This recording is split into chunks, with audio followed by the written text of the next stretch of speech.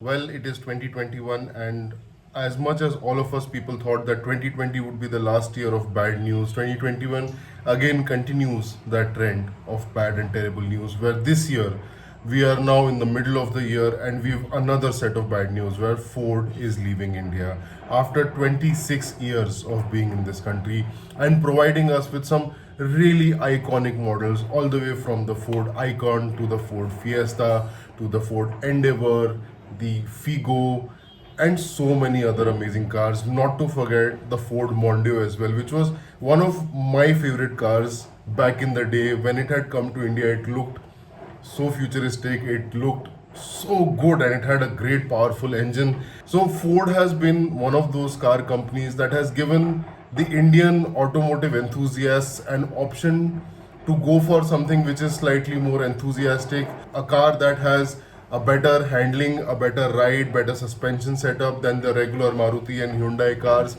and a little bit of a space or a little segment for the Indian automotive enthusiasts to go to when they need something fun, something decently fast, and something which is more from the heart rather than just fuel economy and budget talks. And it's kind of sad to see Ford leaving India after all these years, where we had thought that, eventually the company would develop themselves and, come to a point where they can sustain themselves, they can get through all the losses that they've been making over the years and come and turn into a profitable company, especially after the amount of money Ford had invested into the country. Hello everyone, this is Bichao and welcome back to my channel. Now today, of course, we are talking about why Ford is leaving India, what made them go for this particular decision, what lies ahead for the customers Ford has in India currently, and for people who are looking for future Ford products in the country, and some of the big reasons why this company failed in India. Now, Ford leaving India is, of course, going to cause a huge hit, especially with enthusiasts who are looking to buy cars which were slightly better or slightly different than cars from Hyundai or Maruti or the rest of the run of the mill products. But unfortunately, the biggest impact that this is going to create is with those 4,000 people who were involved in the manufacturing and in the factories of the Ford plants in both Gujarat as well as Chennai. And it will also affect equally the dealerships who are there to support Ford's cause in India for all these years, where some of them would transition successfully into the sales and support model, while most of them would shutter down and look for different venues or different brands to support to, especially in smaller cities where there are not enough cars. Most of those dealerships would transition to different brands or transition to different identities, leaving most of the customers behind. So, in the last 26 years that Ford has been in this country, it's not that they haven't tried, they have tried quite hard. They had put huge amounts of money, close to more than about $4 or $5 billion is what they had invested in India, especially over the last 10 years, where they lost more than $2 billion in their operations in India. And Ford had actually very big and grand plans for India, all the way starting from the 2006 and 2007, where they made their first set of bold investment in the countries, thinking that this would be, a platform from where they would, of course, supply some of the cars that the Indian market is in need of, but also supply to the Asia Pacific market as well as the African countries right over here from India. So their setup in India was a very bold move. It was to set up a very large capacity in terms of production numbers over here in India, which they could supply a huge territory all the way from India, Asia Pacific, as well as Africa. But unfortunately, those plans have not formulated, they have not come to fruition, not just India, but as well as Asia Pacific. And by the way, if you're wondering why there's a change in attire in a different place where I'm recording, that is because I am not in my home recording studio back at home. I am actually at my in law's place, and today being Ganpati or Ganesh Utsav, I am kind of ready for the traditional outfit for the festive ceremonies. So, with that, I want to also continue to what Ford has learned. Like, despite of having a lot of drawbacks and despite of having a lot of failures in India, Ford did learn a lot from this country, which they implemented on the rest of their operations across the world. Being an American company, Ford was never about creating the most economical products or creating processes that considered savings a lot. But because of India, Ford learned a lot of those things. Before they came to India and before they started setting up manufacturing assemblies, Ford used to have separate plants to manufacture their diesel cars and separate plants to manufacture their petrol cars. After they came to India, they sort of understood how to optimize their single assembly line, where they started manufacturing petrol and diesel cars both on the same assembly line, saving them huge amount of costs. And this particular thing which they learned from India, they also took abroad to the rest of their plants across the world, modified their plants and changed it to make them more cost effective and run more efficiently. Also, one more thing Ford didn't do before they came to India was that each and every assembly line of theirs used to manufacture a single line of product.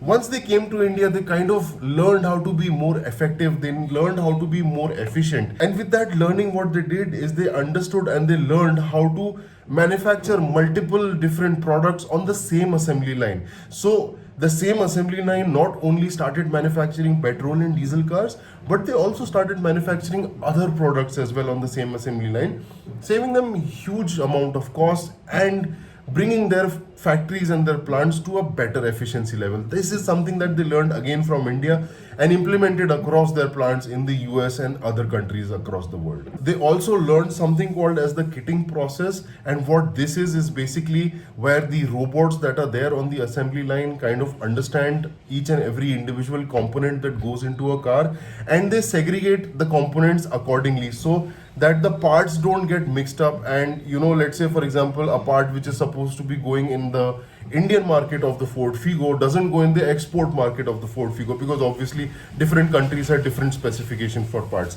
So this automatic process which they learned again in India is something that hugely improved their efficiency, hugely improved their effectiveness of their factories, and again something which helped them establish a more efficient manufacturing network across the world. So India was a significant change for Ford globally, where they learned how to cut down emissions. They learned a completely different market, how Asian markets work, where the need in Asian markets more than performance is parts, or it's products that are more reliable, that are more efficient, that are cost effective, that are easy and cheap to maintain, at the same time look good.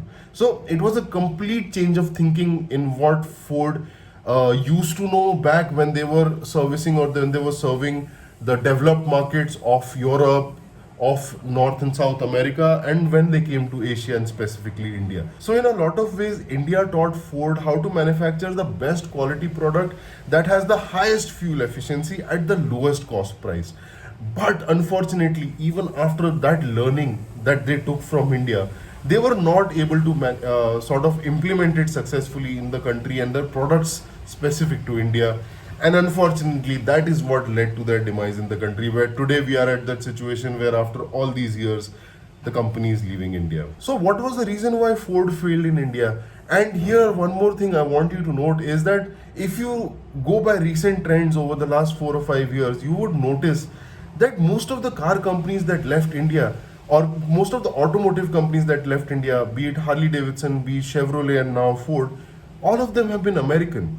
So there is something that the American car companies don't understand about India, the Indian market, and that's the reason why they are eventually, all of them are kind of failing to establish a foothold in the country and eventually have to exit. So the first 10 years of Ford in India were more of a learning between 1995 and 2005, and what they understood is they were lacking their any product in one of the biggest market segments in India, that was the compact affordable cars, where most of their cars at that time were imported, and thus they were cars like the Ford Escort and the Ford Mondeo, which were sitting at a much higher segment, cars which were competing with the Skoda Loras or maybe higher, and that was not the most lucrative segment. That was the segment which was forming a very thin slice of consumer in India, where the main segment was still taken up by cars like from Maruti and Hyundai, with cars which were in the range of, let's say, about 2-3 lakhs to about 8 to 10 lakhs, and that is the segment where Ford had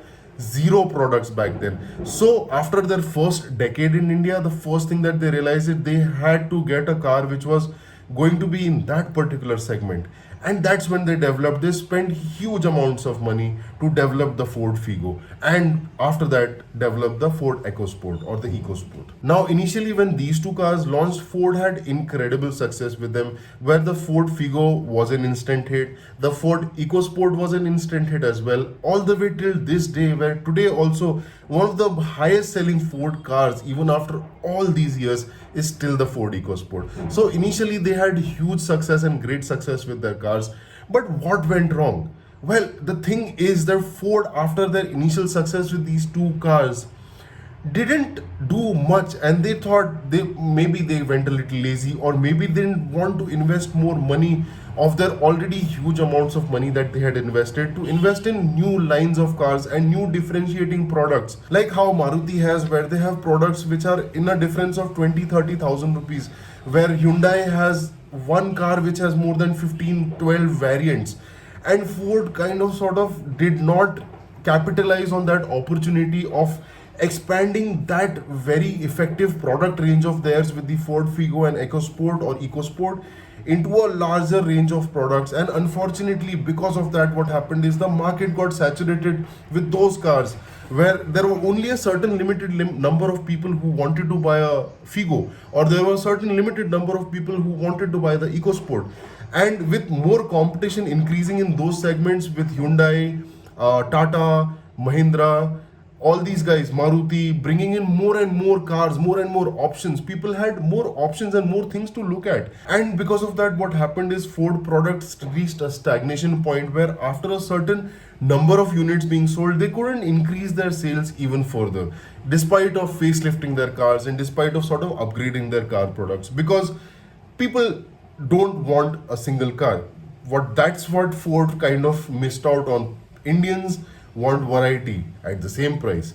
They want maybe another car that's based on the EcoSport but overall looks different from the outside. They want another car that's based on the Ford Figo but looks different on the outside. And Ford did do it to a certain extent after a point, but I think they were a little too late to understand that sort of market requirement. And by the time they could make that differentiation with the different models like the Aspire, etc., it was a little too late, and the market was already flooded by manufacturers who had different car products from different market segments or different cost points, from Maruti, from Tata, from Mahindra, and from Hyundai, where they had completely taken over and given customers so many different options that very few found it as a sensible thing to go for a Ford product instead. Like for example, just see where the i10 was 10-15 years ago and what the i10 is today.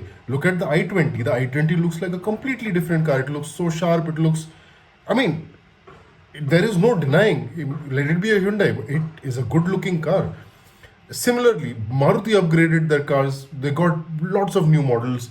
They got lots of choices, lots of options. Everyone was doing something. They were active in the market, either upgrading their cars, getting them new features, getting them new looks, making them look very striking. Ford sort of didn't do any of that. They just sat there with their cars and they thought that eventually sales will come to us and they will increase eventually over a period of time. But unfortunately, that never happened. Like, just to give you an idea of how the sales figures of Ford cars went, the Ford Figo went from selling 1100 units back in October 2007 to January 2021, where they sold only 82 units. That kind of says it all, doesn't it? The Ford Freestyle went from selling 2,300 units in September 2018 to selling only 83 units in August 2021. The Ford Figo Aspire was doing really good by selling 2,346 units back in December of 2017. But in June 2021, they sold just 120. And worst of them all, in April 2021, the Ford Figo sold just one unit across the entire country. They just sold one car. That's how bad it got for them. And in May of 2021, the overall sales, all of the cars combined that Ford sold in the entire country of India was just 776. Think of that. where other manufacturers like Maruti, Mahindra, they're selling 20,000, 30,000, 40,000 units every month. Ford India managed to sell just 776 cars overall, total. And because of these reasons, where one time it was looking good for Ford, where they were seeing their market capitalization going high, where they went almost up to 2% in the market cap, and they were hoping that that market cap would increase even further. And that is the reason why they sunk in more money into India. They sunk in heavy amounts of money, like billions of dollars, to kind of see that market cap grow. Unfortunately, that never happened, and today their market cap is again almost close to 1%, back down, and now it's just gone. Just to look back at what Ford had projected for India, back in 2011 and 12, Ford believed that 70% of the company's growth will come from the Asia Pacific region, including countries like India, Southeast Asia, as well as Africa. Back then, Ford had expected that by 2021, India would become their third largest market after America and China. And this thinking was the reason behind why they had put in so much of money in India, because not only did they want to set up a plant in India that catered to Indian car buyers' needs, but they also wanted to set up plants and manufacturing units over here in India so that they can manufacture cars and export it to the rest of the world nearby, like Africa and the Asia Pacific as well. All of these times, their plants were always over capacity, and they were never working over 20% of their total capacity. And this includes exports. So it's not that Ford just failed in India, but Ford failed overall in the Asia Pacific region, where they had estimated about 600,000 cars or 6 lakh cars is what they will be producing per year for India as well as export, where they thought that they would be exporting at least 50% of that quantity, which means about close to 3.5 lakh cars is what they'll be exporting. But unfortunately, Ford ended up exporting less than 40,000 cars a year. So you see where the disparity is in what they were thinking and what they had estimated the market to be for them, and what the market actually turned out to be for them. Now, that being said, and as emotional as most Ford customers and hardcore Ford followers in India are, the overall outcome as of now is not all bad for people who have bought their cars or people who already have Ford cars for a while. There's not too much to worry about. That said, though, I totally believe that there are a few immediate benefits from Ford cars right now. Like, for example, what is going to happen, because dealers are going to want to exhaust their inventory as soon as possible. Most of them are going to give huge discounts. So cars like the Ford EcoSport or cars like the Ford Aspire or other cars which are left dead stock with them as inventory are going to be at heavy discounts. And I think somebody who's looking to buy a Ford car right now should absolutely jump into that opportunity and buy that Ford car for cheap. And as far as after sales and service goes, I was coming to that next, where I don't think, since Ford has promised that they are going to offer after sales support and part support for the cars, I don't think that's going to be an issue for at least the next 5 to 6 years when it comes to parts and spares. In terms of service, you might have issues in maybe smaller cities or cities where eventually the dealers, put their hands up and move on to greener pastures. There might be problems, but of course there are always going to be second or third party options for servicing your cars. As far as spare support is concerned, I don't think for the next 5 to 7 years anybody needs to worry, either if they have already got a Ford car or they plan to buy a heavily discounted new Ford car. I don't think you have a lot of things to worry about. But there is one thing to worry about, and that is resale for your cars, because the resale is going to drop tremendously. So if you're somebody who's looking to buy a brand new Ford Endeavor or a brand new Ford EcoSport in 2021 and plan to keep it for the next 6, 7, 8 years, I don't think you have a lot to worry about, because eventually resale is going to matter less and less to you all the way till that particular time. And also, if somebody who's bought a car in the last 3, 4 years, I really don't think you should be considering selling your car. Instead, keep it. Don't let that resale hit your car's value. Instead, keep the car. Also, one more thing, it's not like Ford didn't try. Ford was trying to set up a joint venture, a partnership with Mahindra for the last 2, 3 years. And that was kind of their only hope, because every other option had exhausted. They tried everything else, but they were not able to fully utilize their factories. As I said, they were only running 20% of capacity. And the only option left for them was to do a joint venture with another company where their products or their platforms and their technologies and their manufacturing bases could be shared to benefit both the companies. And that was kind of the last ditch effort that Ford made, but unfortunately that also fell through. And it was the day that basically fell through, it was kind of already understood by a lot of us that it's only a few days, or it's only just about a matter of time before Ford finally calls it quit and says goodbye. It's one of those videos which, as a content creator, you wish you never have to make. But unfortunately, Ford leaving India is a big deal, and it's something that we need to talk about and understand and learn from it. Well, that's been it. And if you like this video, please don't forget to subscribe to the channel so that you get future alerts about videos that I'm posting out. And thank you so much for watching. I'm going to catch you in the next one. And also, happy Ganeshotsav to whoever is watching on this day. I'll see you in the next one. Cheers.